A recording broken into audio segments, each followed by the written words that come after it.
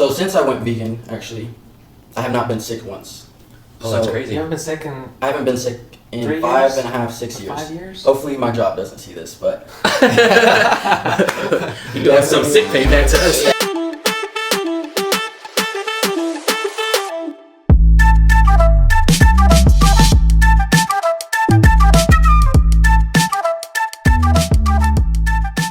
Alright, we're the Annoying Vegans and we bring you perspective, validation, laughs, and today we have Miles Strozier. So, Miles, you want to tell people about yourself?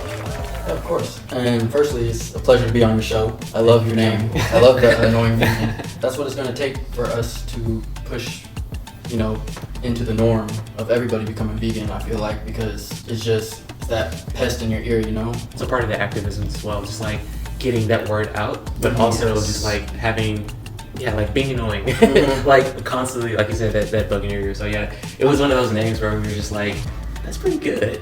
Yeah, so I'm trying to be more annoying. Like I need some help. Yeah. Miles, you are a personal trainer and chef in the Dallas-Fort Worth area. So what's your story? Like what brought you over here? Like how long have you been vegan? I grew up on a farm in Kansas. We had cows, horses, chickens, dogs, cats, even had peacocks roaming around in the backyards. Wow. And my mom always treated the animals like family. And that's just how I kind of grew up viewing them and my perspective of them. Even though I know they did go off, like the cows would go off and get slaughtered eventually. I always viewed them as like, mom always told me never to step on an ant farm just because I would receive bad karma. So I think I owe my mom for my empathetic approach to the animals. I remember one winter, it was an ice storm, and my mom brought in a newly born calf and put it in our sunroom just so it could survive for the winter.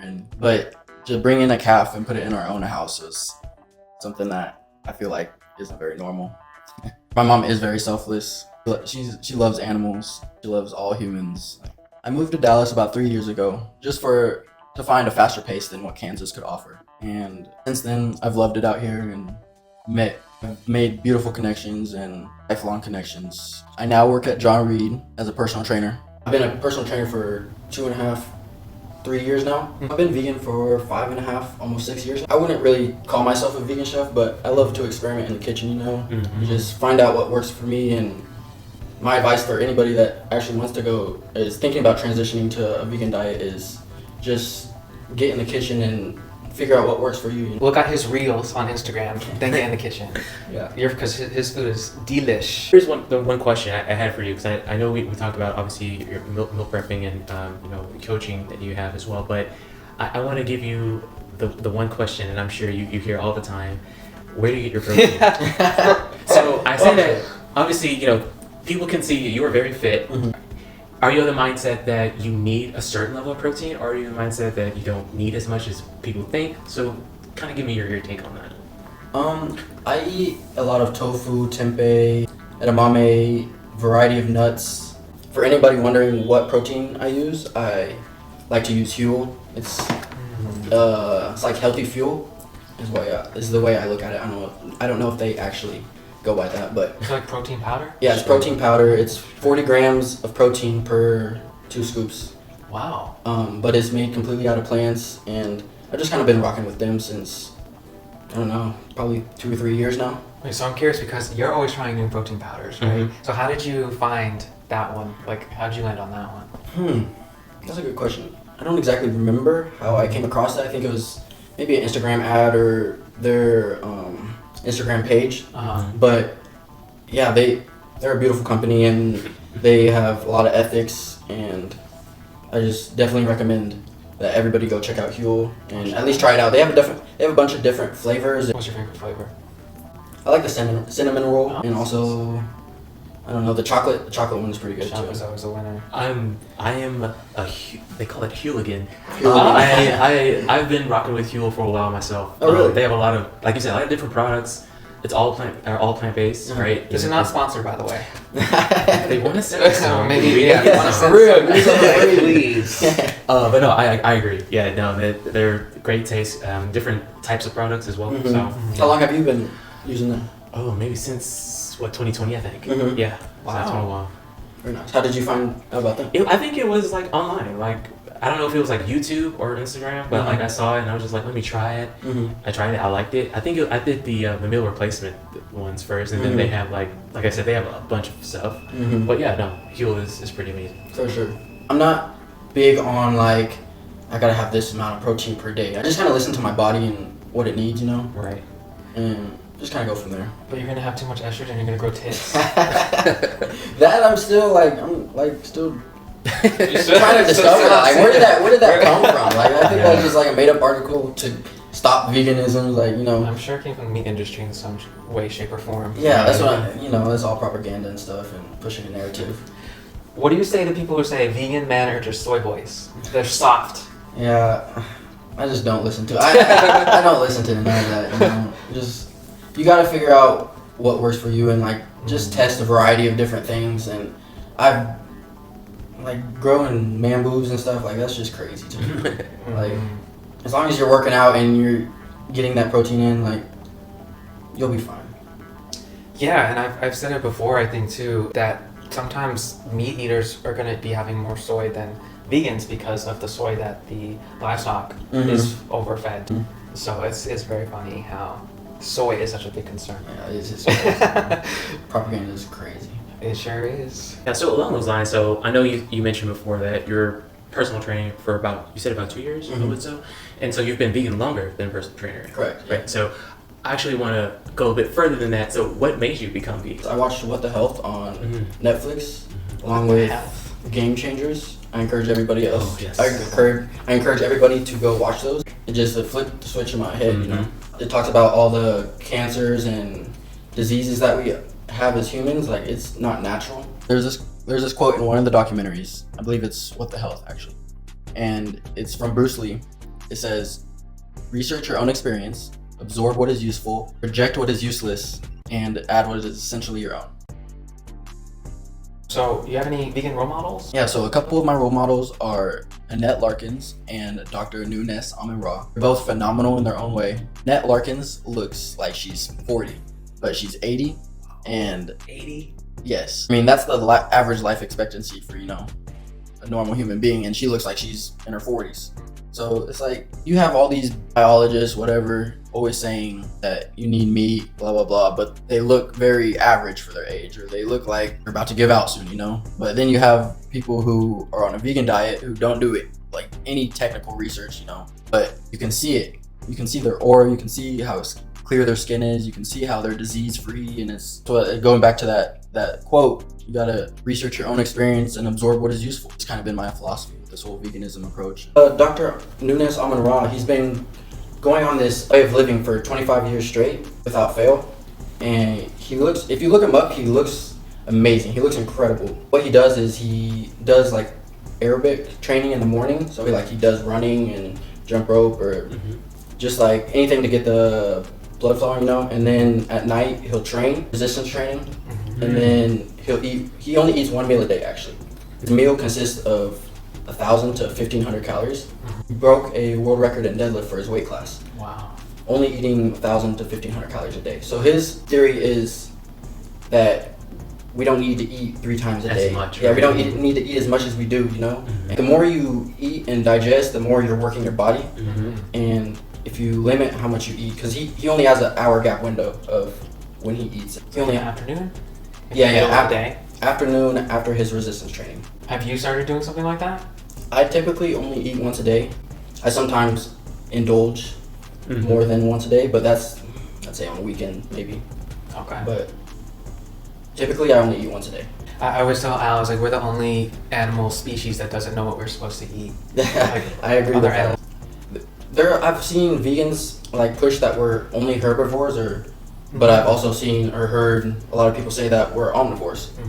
But I can see both ways, but how I view it is what's most efficient for the human and the human body, And me personally, I believe that plants and fruits and vegetables are most efficient fuel source. Yeah. And we can eat meat, but our bodies aren't necessarily designed for that. We don't have as much stomach acid as a lion or tiger to break down all the meat. That's why it takes approximately an hour to break down vegetables and fruits and stuff, and it takes 3 to 4 hours to break down meat.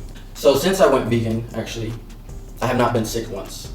Oh, that's You crazy. haven't been sick in I haven't been sick in 3 5.5, 6 years. 5 years? Hopefully my job doesn't see this, but You have some sick pay back to us. Yeah. But yeah, I haven't been sick in 5.5, 6 years, and I used to Wow. get sick 2 to 3 times a year, like severely sick. Mhm. I'd always been at school and be out of school for like, I don't know, a week and a half just because I was so sick. But since I became vegan, like it just seems like my body's been working for me instead of against me. That's what's up. And that's, I'm so curious. So, what at that time were you like omnivore? Were you eating like anything? Were you pescatarian? Were you vegetarian? Like what were you before vegan? I grew up on a farm. My family has a bunch of cattle, so cattle farmers. Mm-hmm. So I didn't know any different, and I just ate whatever, just Okay. what people, I'd say the Western diet. Yeah, with the standard American diet. Yeah, standard American Standard, diet.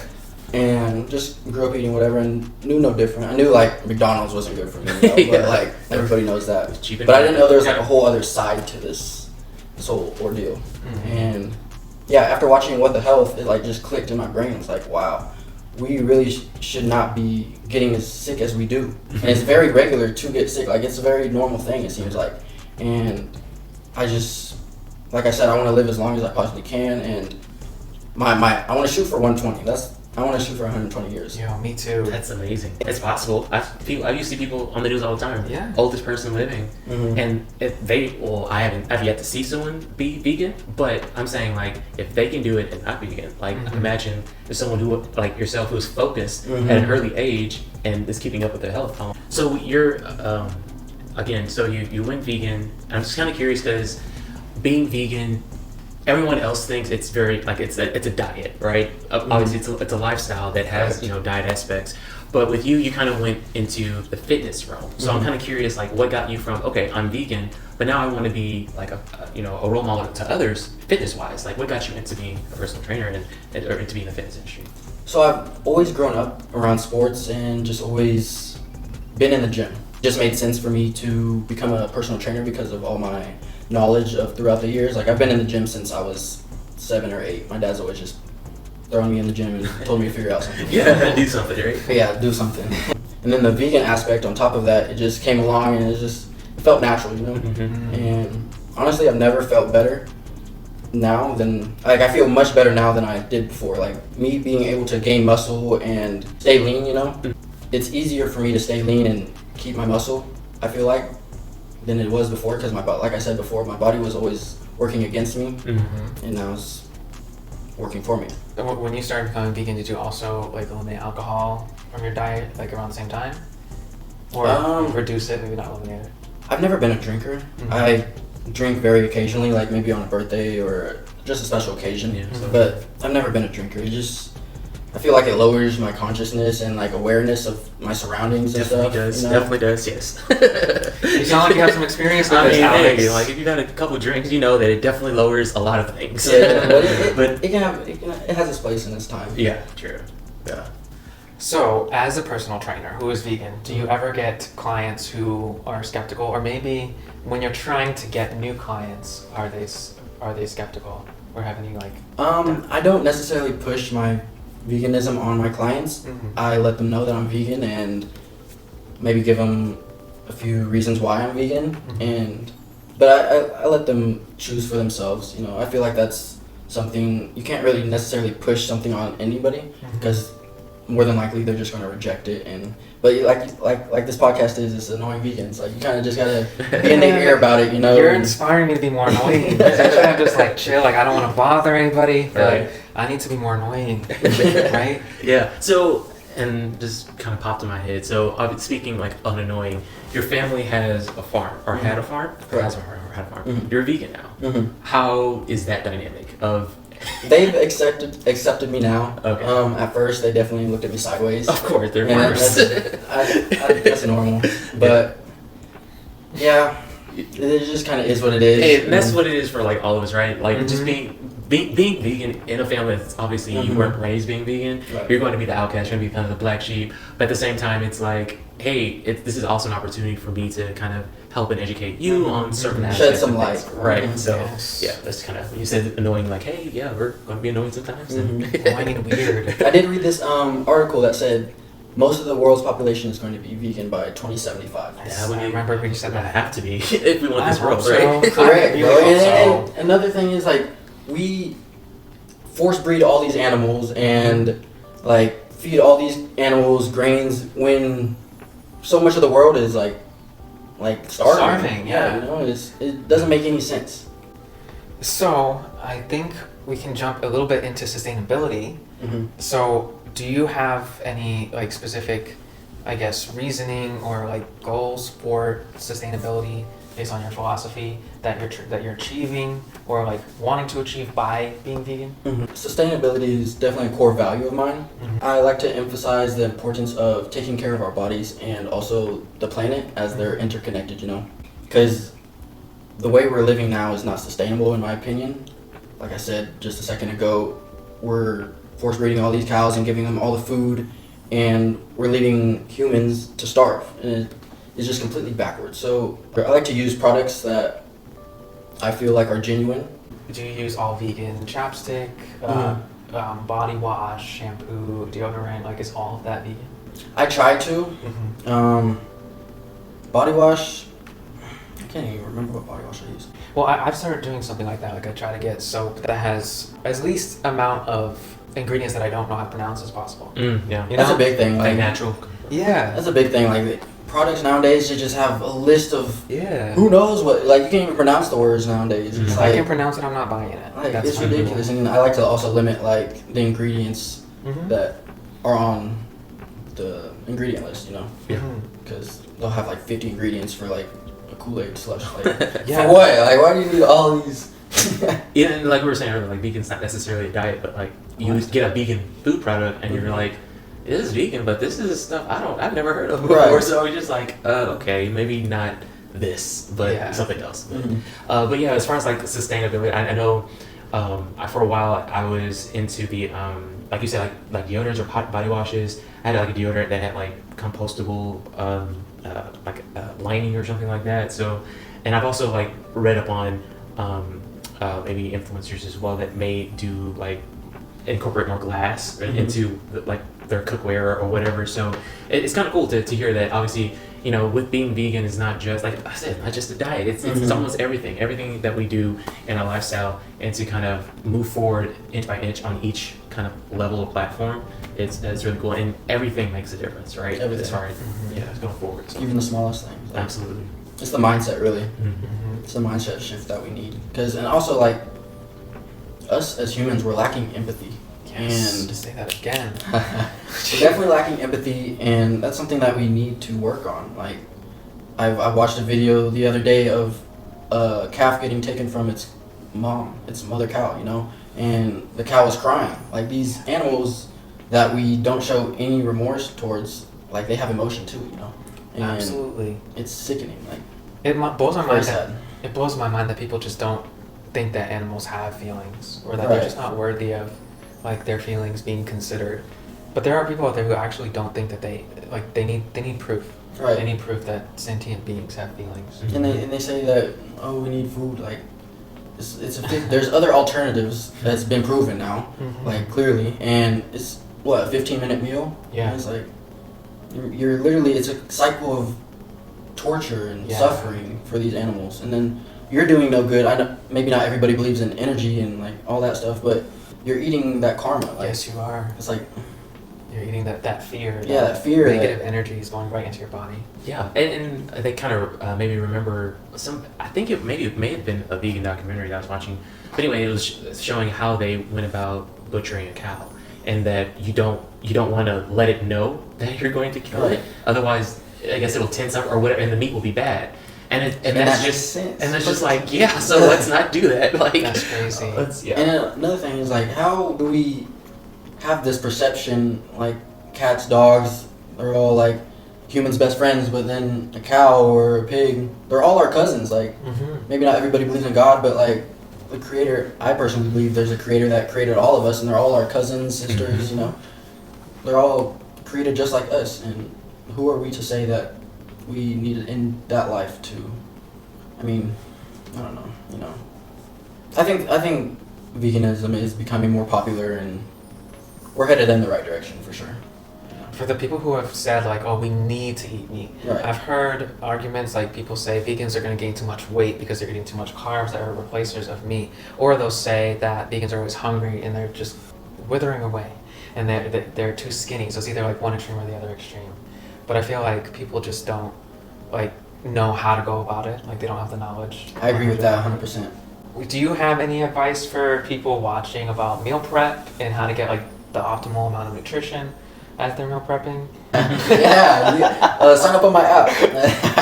Tell us about your app. We'll take care of you. But my app is called Areté Fitness. Areté in Greek means to strive for excellence, or is to strive to become the best version that one can be. We have vegan meal plans, workout programs, just anything you can think of that can help you become your greatest version of yourself. Nice. Do you have a like go-to vegan meal or snack that you like regularly? I love smoothie bowls, lentil tacos with cashew sour cream. Yeah. I love like Buddha bowls because it gets a variety of different foods that are very nutrient dense, like sweet potatoes, edamame, lentils, you know. I love rice. bowls too. They're just very filling. Mm-hmm. Like all the like you said nutrient dense foods. Like I'll put chickpeas in there and sweet potatoes. And, Chickpeas. Yeah. Also love sweet potato curry bowls. Anything curry. I love Indian food. Like, oh man, I love it. and there's a lot of vegetarian Indian, so like Yes. if I go to any Indian restaurant, they always have something that I can eat. You know. Yeah, and like Asian restaurants, they eat a lot of like tofu and soy and things like that, like in their soups and things like that, and they're very healthy culture. So like you go to a restaurant, like any Asian restaurant, you can typically find something too. Yeah, for sure. Yeah, since going vegan, I've found myself exploring more cultures just for the cuisine, right? It's because this Asian restaurant or Indian restaurant, like I never would have tried this certain Greek restaurant. It's just you're able to find something in all these cultures, and it's one of those things of saying like, well, all these cultures can provide or at least keep their culture while providing something that doesn't have meat or something, something that we can do as well. Alex it wants to hear a snack. For people who don't, one meal a day and they eat 6 times a day, unfortunately. That's not for everybody. That's just kind of the lifestyle I've adopted because, like I said, I want to live to I'm 120 years old. I also want to gain a good amount of passive income when maybe not right now because I'm still in the beginning stages of my career and everything, but like once I hit like 60, 70, I want to have like passive income rolling in so I can stretch that money until I'm 120 and then also share it with my younger generations that come under me, and I want to travel the world. I want to like go everywhere. I want to experience every type of way of living. There's just a lot of things I want to do with my life, and I guess the life expectancy of a normal person is around 70 years, and I feel like that's just not enough, And another thing is like I don't want to be fragile and old, when I'm 100 years old. That's why I'm just trying to have my body be as efficient as possible. Yeah.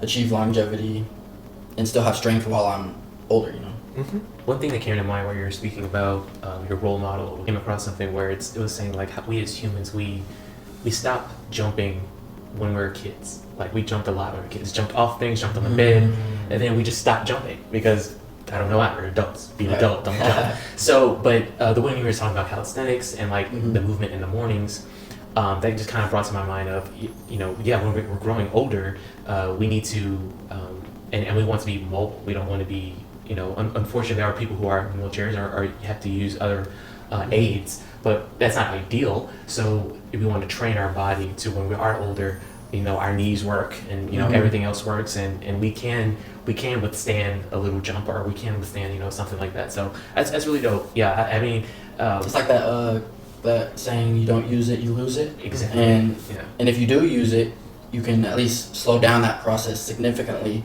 to where you can still use it while you're getting older. Exactly. For sure. Yeah. So definitely understand where you're coming from there. So and that's something that I'm gonna have to incorporate into my lifestyle as well. It's just the calisthenics part and just and you were saying something as well, just like kind of one thing at a time, and especially when you're talking about the meals, you know, hey, if you're not vegan and you want to try to do one you know, I guess one meal or one day a week and then kind of build on from there.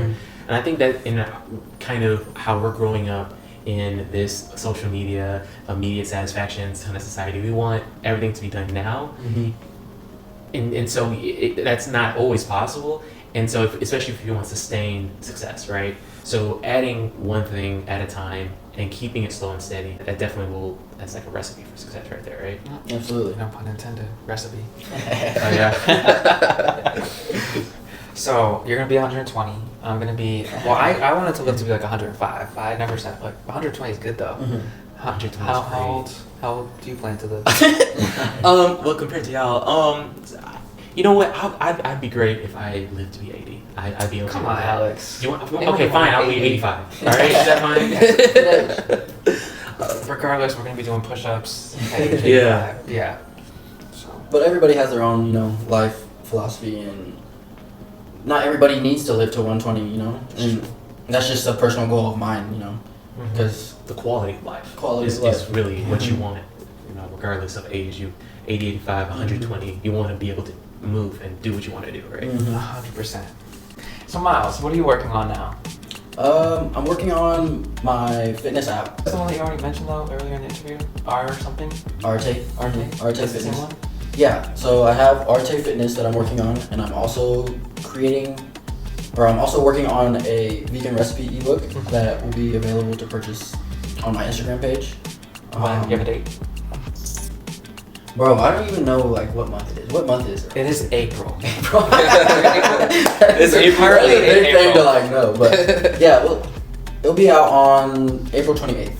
April 28th. Oh, your ebook is coming out on April 28th. Mm-hmm. And something else is coming out on April 28th, as I understand. Yeah, so I'll also be on Milf Manor, Okay. season 2. It will be worth watching for sure. It's on TLC, HBO Max, and then I believe it will also come out on Hulu. Don't hold me to that, but Okay. I think eventually it'll be out on Hulu because season 1's on Hulu, so I'd imagine season 2 will be on Hulu. But You'll see a lot of Miles in the next few weeks, yeah, for sure. We will put Miles' information in the show notes where you can find him on Instagram. Are you on other social media platforms like TikTok or anything else? I gotta get my TikTok going, you know. I have a TikTok, but I haven't been posting. Like, before the show comes out, I'd like to get all my content on there for sure, and then start regularly posting on that as well. But right now, just Instagram. You can find me on TikTok too. And your handle is Miles J Strozier. Miles J Strozier. We'll put it in the notes, but just so you can hear it. Okay, so you're on Instagram, and then your ebook's coming out, so look out for the ebook on the 28th. Milf Manor, TLC Max. Max, yep. Also on April 28th. April 28th is a big day. And then Everything's getting released that day. Everything's getting released that day. And then the app, which is called Areté Fitness. Areté And it Fitness. means, Areté in Greek means to become one with your greatest version of yourself. Nice. And then, of course, if you would be interested in personal training, they can contact you, right? Of course. I'm also a personal trainer for anybody living in Dallas, John Fitness. So if you want to train one-on-one with me, stop by and we'll take care of you. All right, thank you all for listening and watching, of course, because we're on video now. Please give us a like, follow, subscribe, share. Put on those notifications so you can see when we have a new video, and tell your friends, and tell your friends' friends. And that's a wrap. It's been a pleasure. Thank you, Thank Miles, you. for coming on. Thank We you, man. appreciate you, man.